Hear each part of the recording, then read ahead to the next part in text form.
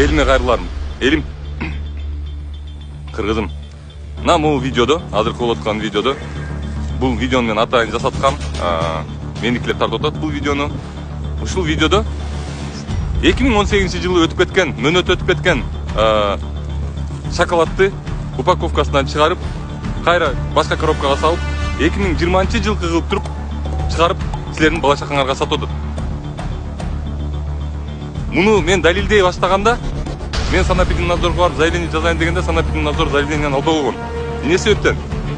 Анткени булар баары бири-бирине чармалашып, байланып, ушу бизди отравление кылып, ушул бизди бизге ар нерсени сатып, булар көнүп калган.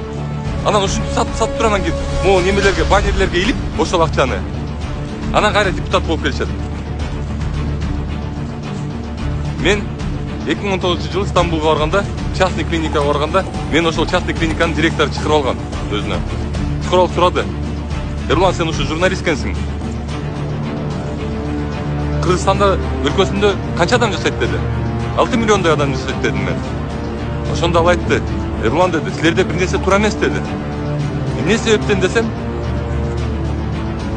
бизде дейт, Стамбулда дейт, 12 миллион адам официально жашайт дейт.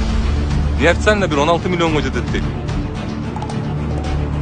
Может, цифрадан кичине ашып калып аткандырмын, может башкачараактыр, бирок бизге караганда 2 эсе 3 эсе көп экен алар байлыгы.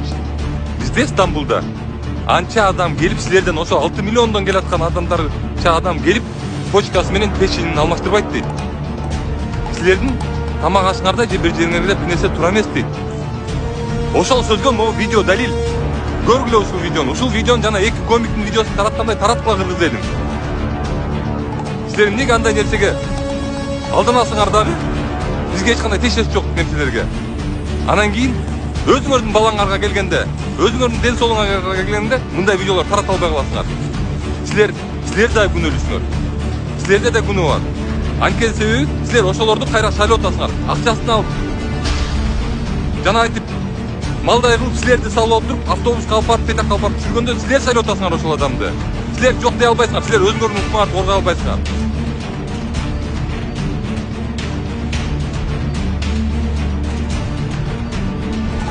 Мына менде болгон балдарга мен силердин укмуңарды коргоп берем. Мен коркпойм алардан.